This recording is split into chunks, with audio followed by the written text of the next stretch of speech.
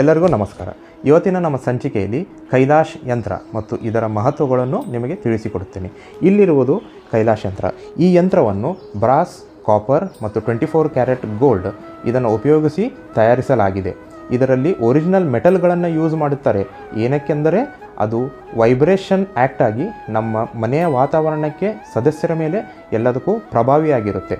ಇದನ್ನು ದೇವರ ಮನೆಯಲ್ಲಿ ದೇವರ ಫೋಟೋ ಥರನೇ ಇಟ್ಟು ಪೂಜೆ ಮಾಡಿ ಪ್ರತಿ ಸೋಮವಾರ ಕೆಂಪು ಹೂವು ಏರಿಸಿ ಓಂ ಕ್ಲೀಂ ಹರವೀರಾಯ ಭೂಶಂಕರ ಲಕ್ಷ್ಮೀ ಕುರುಕುರು ಸ್ವಾಹ ಈ ಮಂತ್ರವನ್ನು ಮನೆಯಲ್ಲಿರೋ ಯಾರು ಒಬ್ಬರು ಸದಸ್ಯರು 27 ಬಾರಿ ಪಠನೆ ಮಾಡಿದರೂ ಸಾಕು.